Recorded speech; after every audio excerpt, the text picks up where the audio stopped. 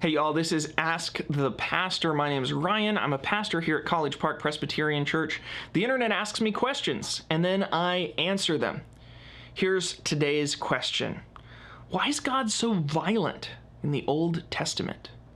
Does he still carry out judgments like this today? It's an interesting question. It's a common question that people have a lot.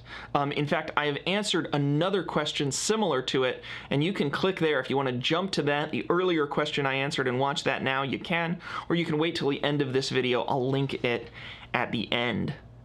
So why is God so violent in the Old Testament? Answering this question specifically, does he still carry out judgments like this today? So we're not as much talking about the old compared to the new, but we're just talking about the violence level of the Old Testament, and in particular the judgment of the Old Testament. Well, it's worth mentioning. I've argued elsewhere that the Old and the New Testament, really the judgment and like wrath level of God doesn't change that much. And in fact, there's some good arguments to say that the New is more wrathful and more judgmental, but in a good way. Now, it is still like there's somewhere that this question keeps coming from, though, and I want to try to tackle some of that in this video. When we read the New Testament, most of the New Testament is either Gospels, so it's stories about Jesus, or it's epistles that are letters about theology, letters about what we ought to believe.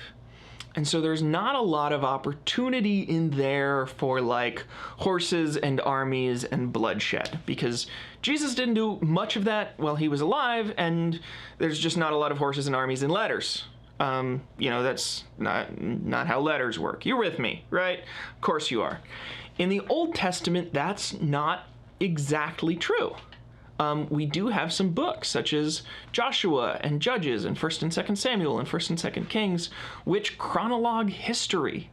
And history, if you've done any study of it, tends to involve kings and princes and armies and horses and bloodshed. And so one thing we have in the Old Testament that we don't have in the New Testament is a chronologue of people at war doing theology, and what it looks like when you're living a life that is a inherently violent life, and then you try to say words about God, and you try to think about God.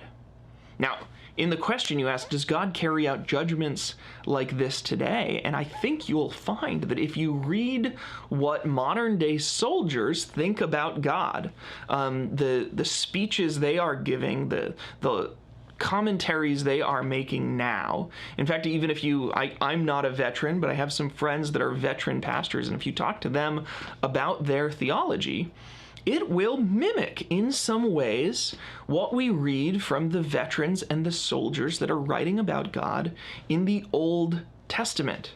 There's a realization that God is in the midst of the bloodshed, that in the struggle for what's right and the struggle against our enemies, God has something to say about that. And God is interested in protecting the cause of the righteous and in making my arms strong to bend a bow of bronze.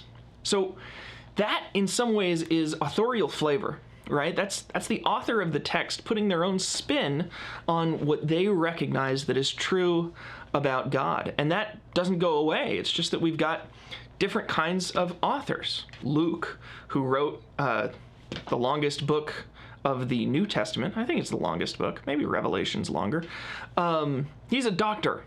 Okay, so what a doctor thinks is kind of important, and the way he's going to understand God is different from the way a soldier or a king is going to do it. There's another piece, too, that I think is important, that in the Old Testament, we've got the prophets. And the prophets are great. I love the prophets, because what the prophets preach about is what's right and what's true and what you ought to do. They're talking about social justice. They're talking about helping the poor. They're talking about stopping oppression and persecution and racism, nationalism. And in the midst of that, they say what God thinks of that stuff. And God doesn't like it. God's not in favor of it. God comes against it. Yeah, God still comes against it today, and thank God that he does. This isn't a difference between the Old Testament and the New Testament in terms of theology. This isn't a matter of Jesus Johnny-come-latelying onto the scene and changing everything. This is just a matter of the wonderful library of books that we have and the diversity of them. Having an opportunity to hear from various authors, various perspectives, various times in history about the same God. I hope this answers your question. If it does, I want you to share this video. I just want to challenge you. You know, questions are free, answers are free, but if you get a good one and you say, man, he really nailed it, that's the price. I ask you to share it, if you would, if you dare. If you didn't like it, if you didn't think I got the nail on the head, if you think I can do better or you think you can do better, I hope you will. Tell me what I missed. Tell me what I'm failing to realize. We can talk more about it.